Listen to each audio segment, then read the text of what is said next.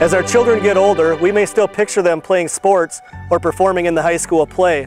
It's hard to imagine that innocence being lost to drugs, but for far too many youth, it's happening. Law enforcement is working hard going after dealers and suppliers, but we can't do this alone. We need parents' help. It starts at home with candid conversations between you and your teens about the dangers of drugs and how easy it is to make poor decisions. Wax, molly, dabs. It's all unfamiliar territory to many parents. Through this educational video, we hope to help you recognize the signs in this ever-changing drug culture. So this is your typical teenager's bedroom. Don't be fooled. Even good kids can make poor decisions. Whether your child is an athlete, straight-A student, or a band member, even the best of kids can get wrapped up with the wrong crowds. Let's start with the nightstand. At first glance, you may not see anything that looks suspicious or out of the ordinary, but take a look at this Red Bull can. Even ordinary everyday objects can actually be hiding places for drugs, things that your kids want to conceal from you.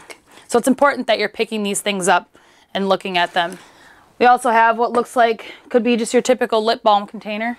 However, this is commonly used for storing marijuana wax. Marijuana wax is a very sticky substance, so it's often found in these silicone containers. We also have something that to you may look like an ordinary gaming system, or if you open it up and take a closer look, it's actually a scale, and these are commonly used for measuring quantities of drugs. A lot of kids have bulletin boards that they like to use to show their medals, pictures of friends, things of that nature. However, it's good to take a look at that too and make sure that there's not anything out of the ordinary. You might see this keychain here, not think anything of it. However, this is also used to hide different quantities of drugs in powdered form and pills. So I know what you're thinking. You feel like you're invading your kids' privacy. However, this is your house, and you're ultimately responsible for their health and well-being. That's why it's important to check everywhere in their room. Take their bed, for example. They might be hiding drugs or drug paraphernalia right under their mattress. So let's take a look at this bookshelf. You see any red flags? You might be surprised to find out that this ordinary stack of CDs could actually be another way for your child to conceal drugs or paraphernalia. The thing about kids is they'll spend most of their day trying to conceal the fact that they're using drugs. Take a look at this glasses case. If you don't open it, you never know what's inside. Now, a dresser may be one of your more typical hiding spots, but when was the last time you actually went through your kids' clothes? It's important when you're doing this that you're not just opening up and looking inside. You need to be going through the clothes because it can hide any number of items. Take a look at this, for example.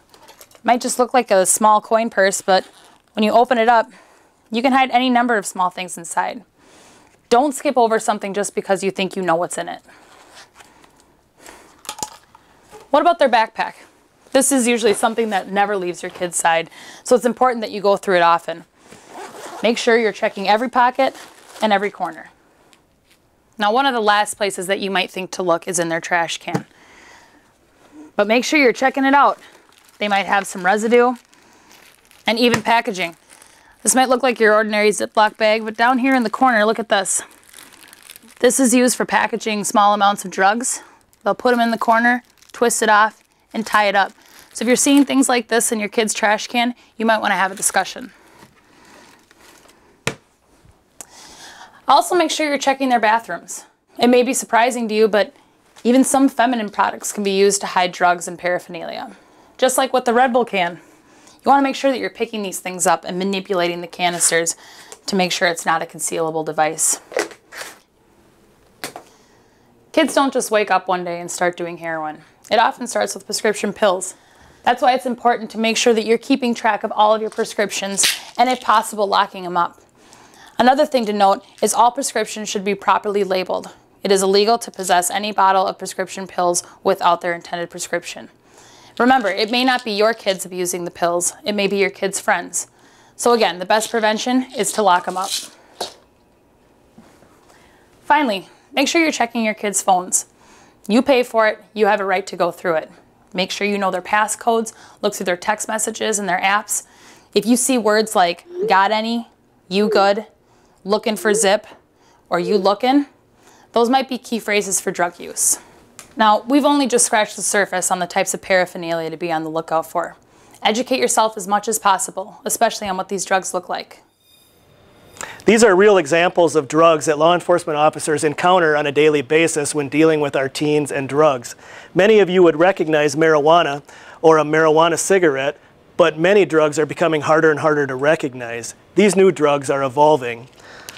This is an example of a marijuana wax that our teens are purchasing today. This is an example of marijuana wax in a much larger quantity. It may not look dangerous just by looking at it, but the truth is marijuana wax is up to 9 times stronger than traditional marijuana. Marijuana wax comes in many different forms and is referred to as wax, dabs, or honey oil, and can be extremely dangerous. Ecstasy has been around for many years, and the new form of ecstasy is Molly, which comes in a pill format. This is very popular in the teen party scene today. Heroin can be found in many different forms. It can be found as a white or off-white powder, and it can also be found as a black sticky substance known as black tar heroin. It typically will come in small bindles such as this. Heroin is extremely dangerous, not only because it's hard to tell the potency from batch to batch, but in recent months, Minnesota has had shipments of heroin that has been laced with the synthetic opioid fentanyl. This combination has proven to be deadly and is responsible for several deaths in Minnesota and nationwide. Oftentimes, teenagers begin their drug use by stealing prescription medication from the medicine cabinet of parents, family, or friends. Some examples of prescription medications would be amphetamines, hydrocodone, oxycodone, or OxyContin, along with morphine pills.